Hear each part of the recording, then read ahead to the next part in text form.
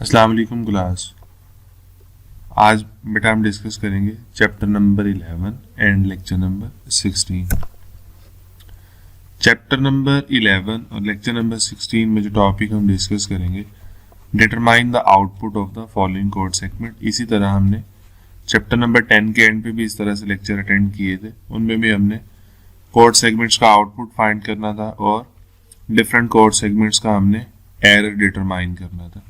तो इसमें हम पहला लेक्चर अटेंड करेंगे, determine the output of the following code segments of chapter number 11 and the next lecture जो होगा हमारा वो होगा determine the error of the code segments. Next lecture में हम कोड सेगमेंट्स के एरर को देखेंगे और इस लेक्चर के अंदर हम आउटपुट को देखेंगे। फर्स्ट ऑफ ऑल इस लेक्चर के अंदर हम बेसिक कॉन्सेप्ट देखेंगे। हमने प्रीवियस लेक्चर्स के अंदर भी इसको डिस्कस किया था और होप्स क्लास में भी हमने इस कॉन्सेप्ट को डिस्कस किया था। ये बेसिकली लॉजिकल ऑपरेटर्स हैं हमारे पास। First one is and operator and second one is और and third one is not operator, और ये उनसे रेलेवेंट साइन है। First one is and, logical and, और सेकंड वन इज लॉजिकल और third one is not operator. अब ये इनके सिंबल्स हैं, इनसे इनको रिप्रेजेंट किया है। और जो लॉजिकल एंड है, इसकी जो बेसिक कॉन्सेप्ट होता है हमारे पास, इसमें बेसिकली दो वैल्यूज आपस में मल्टीप्लाई हो रही होती है। इसके अंदर दो वैल्यूज के दरमियान में एडिशन हो रहा होता है और ये रेसिप्रोकल होता है, यानी कि ट्रू को फॉल्स में चेंज कर देता है और फॉल्स को ट्रू में चेंज कर देता है। यानी कि जो भी हम इनपुट से देंगे ये आउटपुट में हमें उसका रिवर्स कर देगा। तो लॉजिकल एंड के अंदर return truth if both statements are true, यानी दोनों वैल्यूज ट्रू होंगी। तो उस केस के अंदर एंड ऑपरेटर का जो रिजल्ट है हमारे पास ट्रू आएगा, अदरवाइज ट्रू नहीं होगा। इसी तरह लॉजिकल और के अंदर return true if one of the statement is true, क्योंकि इसके अंदर एडिशन का मामला है और 1 + 0 हो तो भी परफॉर्म हो सकता है। अगर इसके अंदर 1.0 यानी 1 × 0 से होगा तो 0 हो जाएगा। इसके अंदर वो कॉन्सेप्ट नहीं हो सकता, इसके अंदर दोनों 1 होंगे तो 1 आएगा, 1.1 = 1, अदरवाइज रिजल्ट 0 हो जाएगा। तो इसके अंदर एक वैल्यू भी आपकी ट्रू हो, यानी 1 + 0 तभी बात बन जाएगी, 1 + 1 में भी बन जाएगी। तो इसमें सिर्फ एक केस ऐसा होगा जब रिजल्ट आपका 0 होगा या फॉल्स होगा, 0 + 0 में फॉल्स रहेगा, अदरवाइज अगर एक भी ट्रू होगा तो आपका रिजल्ट ट्रू हो जाएगा। और नॉट में मैंने आपको पहले बताया कि ये रिवर्स कर देगा उस प्रोसेस को, यानी जो भी आप इनपुट देंगे इसको, ये उसका रेसिप्रोकल आपको दे देगा, उल्ट दे देगा। यानी अगर आप 1 इसको इनपुट के तौर पर देंगे तो ये उसको 0 कर देगा, यानी कि ट्रू वैल्यू देंगे तो उसके रिटर्न में हमें ये फॉल्स रिटर्न करेगा। तो ये लॉजिकल ऑपरेटर्स सी लैंग्वेज के अंदर डिफरेंट प्रोग्राम्स की लॉजिक के अंदर इस्तेमाल होते हैं। तो नेक्स्ट जितने भी हम कोड सेगमेंट्स देखेंगे तो उनमें होप्स इनका टच होगा, इस्तेमाल होगा, तो हम इनको फर्दर देखते हैं। फर्स्ट ऑफ ऑल हमारे पास ये कोड सेगमेंट है, तो इसका हमने जो आउटपुट है वो डिटरमाइन करना है। फर्स्ट ऑफ ऑल पहली लाइन के अंदर इंटीजर टाइप के 3 वेरिएबल डिक्लेयर किए गए, पी, क्यू एंड और। ये वेरिएबल नेम्स है और उनकी डाटा टाइप इंटीजर है। और उसके बाद पहला वेरिएबल जो है पी, इसको इनिशियलाइज करवा दिया गया वैल्यू 10 से, और इसी तरह दूसरा वेरिएबल क्यू, इसको इनिशियलाइज करवा दिया गया है 3 से, और इसी तरह जो थर्ड वेरिएबल आर, इसको भी इनिशियलाइज करवा दिया गया -2 से। तो ये फर्स्ट ऑफ ऑल तीनों वेरिएबल डिक्लेयर हुए, उसके बाद तीनों वेरिएबल्स को यहाँ पे इनिशियलाइज करवा दिया गया। उसके बाद यहाँ पे लॉजिक आ गई और यहाँ पे एंड ऑपरेटर का हमारे पास इस्तेमाल हो रहा है। इफ पी + क्यू < 14, अगर p और q का जो सम होगा वो लेसर होगा 14 से, एंड r < q - 3, जो r की वैल्यू होगी वो q - 3 से लेसर होगी। अगर हम q की वैल्यू को देखें तो q की वैल्यू 3 है, तो 3 - 3 0 हो जाएगा, तो r की वैल्यू -2 है। तो ये लॉजिक है यहाँ पे। और इस तरह इधर देखेंगे p + q, p की वैल्यू हमारे पास 10 है और q की वैल्यू हमारे पास 3 है, तो ये सम हो गया हमारे पास 13 आ जाएगा। तो इस तरह अब अगर ये दोनों कंडीशंस ट्रू होंगी, ये वाली कंडीशन और ये वाली कंडीशन, क्योंकि यहाँ पे लॉजिकल एंड इस्तेमाल हो रहा है, ये दोनों ट्रू होंगे तो ये वाली स्टेटमेंट एग्जीक्यूट होगी। यानी इफ की कंडीशन, ये दोनों कंडीशंस ट्रू होंगी एंड के अकॉर्डिंगली, तो ये वाला पोर्शन एग्जीक्यूट होगा, अदरवाइज एल्स वाला पोर्शन एग्जीक्यूट हो जाएगा। तो हमारे पास ये दोनों कंडीशंस ट्रू हैं यानी आर की वैल्यू लेसर है क्यू माइनस 3 से, क्यू की वैल्यू भी 3 है और ऑलरेडी यहाँ पे माइनस 3 है, तो 3 माइनस 3 0 हो जाएगा, तो ऑब्वियसली 0 से लेसर है वैल्यू आर की, तो आर लेस देन है क्यू माइनस 3 से, तो ये कंडीशन भी ट्रू है। और p प्लस क्यू का जो सम है, p की वैल्यू 10 है और q की वैल्यू 3 है, तो इन दोनों का सम 13 बनता है, तो ये भी लेसर है 14 से, ये कंडीशन भी ट्रू है और ये कंडीशन भी ट्रू है। इसका मतलब है कि आंसर हमारा ट्रू आएगा, बोथ आर ट्रू। अगर दोनों कंडीशंस ट्रू होंगी तो उसके नतीजे में हमारे पास इफ के बाद जो कंडीशन है ये एग्जीक्यूट होगी, अदरवाइज एल्स वाला पोर्शन एग्जीक्यूट हो जाएगा। तो हमारे पास ये कंडीशन दोनों ट्रू है, तो इसके अगेंस्ट हमारी ये जो स्टेटमेंट है एग्जीक्यूट हो जाएगी। तो प्रिंट एफ की स्टेटमेंट के बाद फॉर्मेट स्पेसिफाई डी इस्तेमाल हो रहा है क्योंकि इंटीजर टाइप का वेरिएबल है और आर वेरिएबल की जो भी वैल्यू होगी वो आउटपुट पे शो आउट हो जाएगी। तो यहाँ हमारे पास आर की जो वैल्यू है वो -2 है और आउटपुट पे हमारे पास -2 शो आउट हो रहा है। अगर इनमें से कोई एक कंडीशन फॉल्स हो जाती तो फिर ये वाला पोर्शन यानी ये स्टेटमेंट एग्जीक्यूट ना होती, तो फिर एल्स वाले पोर्शन की स्टेटमेंट एग्जीक्यूट होती, क्योंकि इनमें से कोई एक कंडीशन भी फॉल्स हो जाती तो एंड की कंडीशन फॉल्स हो जाती तो ये स्टेटमेंट एग्जीक्यूट ना होती, तो फिर एल्स वाला पोर्शन एग्जीक्यूट होता। अगर एल्स वाला पोर्शन एग्जीक्यूट होता तो फिर प्रिंट एफ की अगर स्टेटमेंट ये वाली एग्जीक्यूट होती तो फिर p की जो वैल्यू होती वो आउटपुट पे आती, तो फिर वो वैल्यू 10 आती। तो होप सो ये कंसेप्ट आप लोगों को समझ आ गया होगा। यहाँ मैंने हिंट भी दिया है, return true if both statements are true. अगर ये दोनों स्टेटमेंट्स ट्रू होंगी तो इफ की कंडीशन यानी इफ की कंडीशन के ट्रू होने के अगेंस्ट वाली जो स्टेटमेंट है यानी ये वाली, यानी इफ की कंडीशन ट्रू होने के बाद इफ की बॉडी में स्टेटमेंट है तो वो एग्जीक्यूट होगी। अदरवाइज अगर इफ की कंडीशन फॉल्स हो जाती, जैसे सिंपल हमने प्रीवियस लेक्चर्स के अंदर कॉन्सेप्ट पढ़ा है, तो फिर अगर इफ की कंडीशन फॉल्स होगी तो ऑब्वियसली फिर एल्स वाला पोर्शन एग्जीक्यूट होगा। होप सो आप लोगों को क्लियरली समझ आ गया होगा। ये नेक्स्ट देखते हैं बेटा, इसमें भी ये कोड सेगमेंट हमारे पास गिवन है, तो इसका हमने आउटपुट देखना है। First of all 3 variable declare किए गए हैं, ए बी और सी, और फिर ए और बी को इनिशियलाइज करवा दिया गया। ए की वैल्यू 10 है यानी ए को 10 से इनिशियलाइज करवा दिया और बी को 3 से इनिशियलाइज करवा दिया।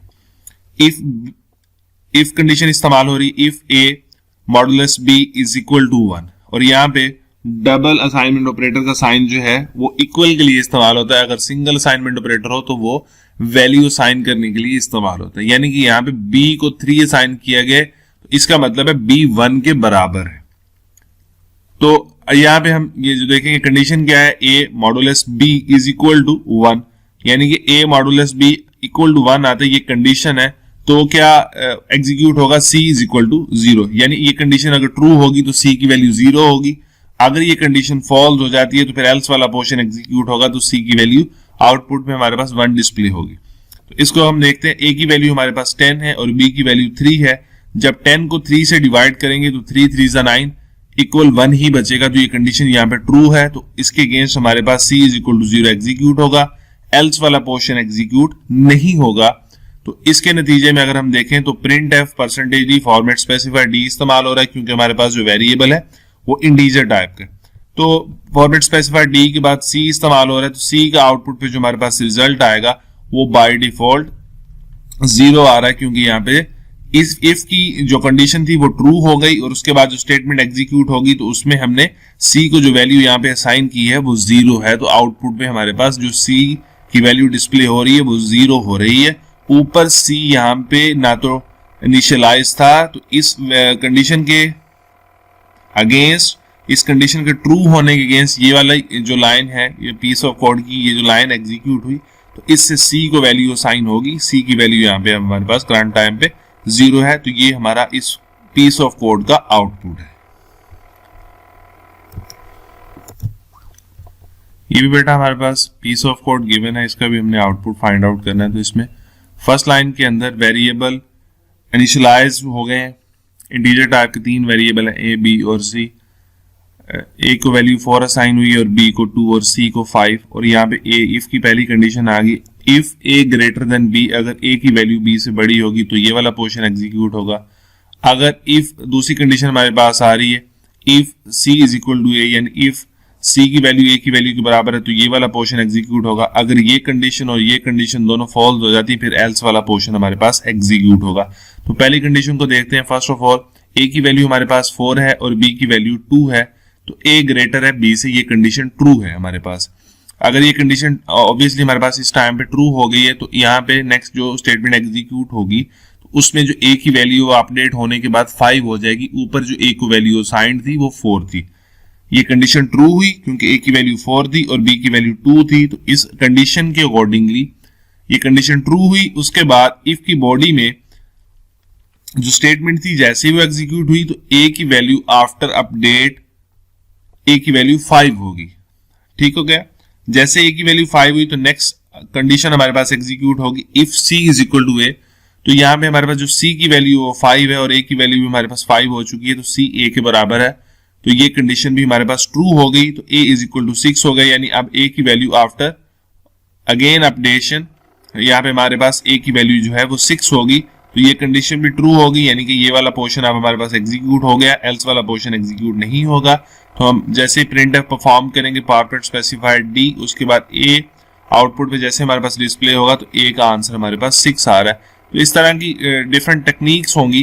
तो यहाँ पे पहली कंडीशन का लिंक था वैल्यूज के साथ, उसके अगेंस्ट ए की वैल्यू यहाँ पे अपडेट हुई, उसके बाद फिर इसका यहाँ पे कंपैरिजन था और उसके बाद ए की वैल्यू अगेन अपडेट हुई। तो इस तरह से कुछ टेक्निकल कोड सेगमेंट्स आएंगे तो उनका आउटपुट हमने बताना है, और एक ही सिंगल डिजिट है, इसके आउटपुट पे अगेंस्ट आपको मार्क ऑब्वियसली असाइन होंगे। तो ये डिफरेंट सिंगल और सेम सिंपल कॉन्सेप्ट्स हैं, इनको आपने गौर से देखना है। नेक्स्ट कोड सेगमेंट है बेटा हमारे पास, तो इसमें पहला वेरिएबल इनिशियलाइज हो गया a इज इक्वल टू 1 और दूसरा b इज इक्वल टू 6। उसके बाद पहली कंडीशन है हमारे पास इफ की if a plus be less than 7। तो इस कंडीशन को हम देखते हैं, अगर a और b की वैल्यू का सम किया जाए, a की वैल्यू 1 है, b की वैल्यू 6 है, तो 6 प्लस 1 7 हो जाएगा। तो 7 लेस देन 7 नहीं है, तो ये कंडीशन यहाँ पे फॉल्स होगी, यानी इस कंडीशन की जो बॉडी में अब ये स्टेटमेंट है ये एग्जीक्यूट नहीं होगी। ऑब्वियसली जैसे कंडीशन फॉल्स हुई तो उसके बाद हमारे पास इफ वाला पोर्शन एग्जीक्यूट नहीं होगा, या इफ की बॉडी में जो स्टेटमेंट थी वो एग्जीक्यूट नहीं होगी। अब ये वाली स्टेटमेंट एग्जीक्यूट नहीं होगी क्योंकि ये कंडीशन फॉल्स हो चुकी है, तो अब एल्स वाला पोर्शन एग्जीक्यूट होगा। तो एफ एल्स वाले पोर्शन में जो स्टेटमेंट है ये एग्जीक्यूट हो जाएगी, print F format specified D और बी। अब बी की जो वैल्यू है हमारे पास वो है 6, तो आउटपुट पे जैसे बी डिस्प्ले होगा तो आउटपुट पे हमारा आंसर 6 आ जाएगा। नेक्स्ट कोड सेगमेंट देखते हैं बेटा, int x y and z is equal to 1। यहाँ पे 3 वेरिएबल्स का डिस्कस हो रहे हैं, इंटीजर टाइप के हैं। First one is x, second one is y and third one is z, और z को हमने इक्वल कर दिया 1 के। फिर x को और y को हमने असाइन कर दिया 3, ऊपर z को 1 असाइन कर दिया। x is equal to y and y is equal to 3 because both are equal and the value is assigned of both is 3। x की वैल्यू भी 3 और y की वैल्यू भी 3। अब यहाँ पे कंडीशन है और यहाँ पे जो लॉजिकल ऑपरेटर हमारे पास इस्तेमाल हो रहा है और इस्तेमाल हो रहा है। अब और का कॉन्सेप्ट ये है कि इन दोनों में से इसमें से या इसमें से कोई एक कंडीशन भी ट्रू होगी तो हमारे पास इफ की कंडीशन ट्रू हो जाएगी। अगर दोनों फॉल्स होंगी तो देन यहाँ पे ये कंडीशन फॉल्स होगी अकॉर्डिंग टू और कॉन्सेप्ट।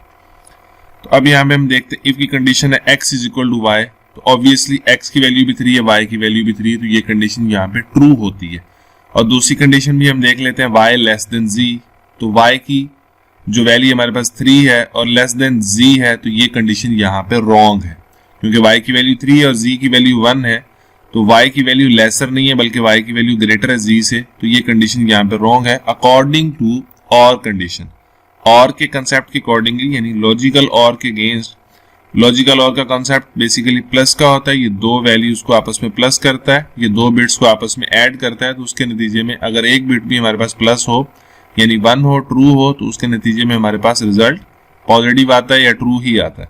अब ये कंडीशन ट्रू है तो इसका मतलब इन दोनों में से कोई एक ट्रू होगी तो हमारे पास आंसर या कंडीशन ट्रू हो जाएगी। तो इसके नतीजे में ये वाली जो स्टेटमेंट है वो एग्जीक्यूट होगी, प्रिंट एफ यस, ये वाला पोर्शन एग्जीक्यूट हो जाएगा क्योंकि कंडीशन हमारे पास ट्रू हो गई, क्योंकि कंडीशन का एक पोर्शन हमारे पास ट्रू था, तो और के अगेंस्ट हमारे पास एक पोर्शन भी ट्रू हो तो हमारे पास कंडीशन ट्रू होगी, तो ये वाला पोर्शन एग्जीक्यूट हो गया, एल्स वाला पोर्शन नेग्लेक्ट हो गया, ये एग्जीक्यूट नहीं हुआ, तो हमारे पास आंसर आउटपुट के ऊपर ES आ गया। नेक्स्ट पीस ऑफ कोड देखते हैं बेटा, int q is equal to 5, integer type का वेरिएबल इनिशियलाइज हो गया वैल्यू 5 से। If a format specifier if a modulus 2 यानी ए डिवाइड हो रहा है 2 से और इक्वल टू है 0, print even else print odd. अब बेसिकली यहाँ पे कंसेप्ट है, आप कोई भी नंबर इनपुट के तौर पर देंगे और वो आफ्टर एट द एंड यानी कि after the execution of piece of code check हो जाएगा कि वो नंबर इवन है या ऑड है। अब यहाँ पे क्योंकि नंबर पहले ही इनिशियलाइज हो चुका है, वो नंबर 5 है, तो अब यहाँ पे ए की वैल्यू है जो हमारे पास 5 है, तो 5 को जब आप 2 से डिवाइड करेंगे, 5 divided by 2 not equal to 0, तो ये अगर 5 को हम 2 से डिवाइड करें तो इक्वल टू 0 नहीं आता, क्योंकि 5 हमारे पास ऑड नंबर है, तो ऑब्वियसली ये कंडीशन फॉल्स होगी। तो ये वाला पोर्शन यानी ये इफ के बाद वाली स्टेटमेंट एग्जीक्यूट नहीं होगी, एल्स वाला पोर्शन एग्जीक्यूट होगा। तो एल्स वाले पोर्शन में जो स्टेटमेंट है हमारे पास प्रिंट एफ ऑड, और यहाँ पे ऑड नंबर आउटपुट के ऊपर डिस्प्ले हो जाएगा, बिकॉज हमने जो यहाँ पे कंडीशन लगाई है वो हमने नंबर चेक करना है। अगर कोई भी नंबर 2 पे पूरा पूरा डिवाइड हो जाएगा तो ऑब्वियसली बाय डिफॉल्ट हमारे पास वो इवन नंबर होगा। तो 5 को जब हम 2 से डिवाइड करेंगे तो 0 के बराबर नहीं आएगा, क्योंकि ये ऑड नंबर है। 2 2 जा 4 हो जाएगा और रिमाइंडर हमारे पास 1 बचेगा। हमें कंडीशन के अकॉर्डिंगली इक्वल टू 0 चाहिए, तो ये नंबर हमारे पास ऑड है, क्योंकि ये कंडीशन फॉल्स हो जाएगी। तो ये जब जैसे कंडीशन ये फॉल्स होगी तो ये वाला पोर्शन एग्जीक्यूट नहीं होगा, एल्स वाला पोर्शन एग्जीक्यूट होगा। जैसे ही एल्स वाले पोर्शन की ये स्टेटमेंट एग्जीक्यूट होगी तो आंसर हमारे पास ऑड आएगा according to the condition. Next piece of code देखते हैं बेटा। इसमें फर्स्ट ऑफ ऑल कंडीशन है इफ की 10 इज इक्वल टू 20, तो ऑब्वियसली ये कंडीशन रॉन्ग है, 10 20 के इक्वल नहीं होता। तो अगर ये कंडीशन ट्रू होती तो ऑब्वियसली ये स्टेटमेंट एग्जीक्यूट होती। अब ये कंडीशन ट्रू है, 10 20 के इक्वल नहीं हो सकता अकॉर्डिंग टू लॉजिक, और वैसे भी ये नंबर लेसर है, ये ग्रेटर है, ये दोनों आपस में बराबर नहीं हो सकते, तो ये कंडीशन एग्जीक्यूट नहीं होगी। एल्स वाला पोर्शन देखते हैं। एल्स वाले पोर्शन में भी जो कंडीशन है 20 इज इक्वल टू 10, ये कंडीशन भी रॉन्ग है, तो इसके अगेंस्ट भी ये वाली कंडीशन स्टेटमेंट एग्जीक्यूट नहीं होगी। तो इस तरह के भी पीस ऑफ कोड आपके पास आएंगे जिनका आपने आउटपुट बताना होगा। तो ये मैं बताता चलो आप लोगों को, कुछ पीस ऑफ कोड ऐसे होते हैं जिनका बेटा आउटपुट नहीं आता, तो आपने पहले 1 by 1 statement by statement piece of code को अच्छे से देखना है। तो इस पीस ऑफ कोड का हमारे पास कोई भी आउटपुट नहीं बनता, क्योंकि ये कंडीशन भी हमारे पास फॉल्स है और ये कंडीशन भी हमारे पास फॉल्स है। तो इस तरह सिंपल लॉजिक्स होंगी इनके अंदर, आपने उसको थॉरोली एक मरतबा देख लेना, उसके बाद आपने आउटपुट की तरफ जाना है। इसमें हमारे पास कोई भी आउटपुट नहीं है, because both conditions are wrong, और उनके अकॉर्डिंगली कोई भी स्टेटमेंट हमारे पास एग्जीक्यूट नहीं होगी। नेक्स्ट पीस ऑफ कोड देखते हैं बेटा। इसमें first of all integer type का वेरिएबल डिक्लेयर हुआ है, ए इज इक्वल टू इनिशियलाइज हुआ ए इज इक्वल टू 74। उसके बाद पहली कंडीशन है हमारे पास if A greater than equal to 50 and, यानी कि लॉजिकल एंड आ गया यहाँ पे, और ए लेस देन 60। अगर ये वाली कंडीशन और ये वाली कंडीशन दोनों ट्रू होंगी तो एंड के नतीजे में हमारे पास रिजल्ट ट्रू आएगा, यानी ये कंडीशन ट्रू होगी। ए ग्रेटर देन 50 ये बात ठीक है, ए लेस देन 60 तो ये कंडीशन रॉन्ग है, ये बात दुरुस्त नहीं है यहाँ पे। तो ऑब्वियसली ये कंडीशन रॉन्ग हो जाएगी, क्योंकि both are true then condition is true. तो ये ट्रू है हमारे पास, ये वाली फॉल्स है, तो ये कंडीशन ओवरऑल फॉल्स हो जाएगी। तो उसके नतीजे में ये कंडीशन, ये स्टेटमेंट हमारे पास एग्जीक्यूट नहीं होगी। Next condition, next else if को देखते हैं। एल्स इफ का कॉन्सेप्ट हमने प्रीवियस लेक्चर में देखा था, लेक्चर नंबर 15 में। होप सो आपने इस लेक्चर को अटेंड किया होगा। इसमें कंडीशन ये है कि ए ग्रेटर देन 61, ये कंडीशन हमारे पास ट्रू है, क्योंकि ए 74 है और 61 से ग्रेटर है। एंड ए लेस देन 70, तो ये कंडीशन अगेन यहाँ पे रॉन्ग होगी। दोनों ट्रू होंगी तो कंडीशन ट्रू होगी, ये यहाँ पे रॉन्ग होगी और ये ट्रू है तो ये कंडीशन अगेन फॉल्स होगी हमारे पास। ये वाली जो स्टेटमेंट है वो एग्जीक्यूट नहीं होगी। You got 60% marks due to this condition, ये कंडीशन हमारे पास फॉल्स होगी, तो ये स्टेटमेंट अब यहाँ पे एग्जीक्यूट नहीं होगी। नेक्स्ट हम कंडीशन को चेक करते हैं। Else if A greater then 71, तो ए हमारे पास ऑब्वियसली ग्रेटर देन है 71 से, क्योंकि ए हमारे पास 74 है। एंड ए लेस देन 100, तो ये दोनों कंडीशन यहाँ पे ट्रू है, क्योंकि ए लेस देन 100 भी है और ए ग्रेटर देन 71 भी है। तो ये both conditions are true, then overall condition is true. Obviously जैसे कंडीशन ट्रू होगी, कंडीशन क्यों ट्रू हुई, क्योंकि बोथ कंडीशंस आर ट्रू। ये पोर्शन भी ट्रू है, ये पोर्शन भी ट्रू है, both true, the result should be true. अब ये कंडीशन ट्रू है तो ऑब्वियसली इसके नतीजे में ये स्टेटमेंट एग्जीक्यूट होगी, योर मार्क्स आर अबव 70%। यही हमारा आउटपुट है, आउटपुट पे यही मेंशन है, your marks are above 70%। Obviously पहली कंडीशन फॉल्स हुई, दूसरी भी फॉल्स हुई, जैसे तीसरी कंडीशन हमारे पास ट्रू हुई तो उसके नतीजे में ये वाली स्टेटमेंट एग्जीक्यूट होगी। अगर ये भी फॉल्स हो जाती तो फिर बाय डिफॉल्ट एल्स वाला पोर्शन एग्जीक्यूट होता है, यू आर फेल। तो अकॉर्डिंग टू दिस कंडीशन ये वाला पोर्शन हमारे पास एग्जीक्यूट होगा, ये हमारे पीस ऑफ कोड का आउटपुट है। तो इस तरह डिफरेंट सिंपल कॉन्सेप्ट्स होंगे, तो आपने इजीली पहले इसको देखना है, थारोली ओवरऑल प्रोग्राम को देख के देन आपने आउटपुट को मेंशन करना है। It's end of lecture, dear students. By the grace of Allah Almighty, we will meet next online lecture soon, inshallah. Pakistan Zindabad, Qaeda Azam Paindabaad.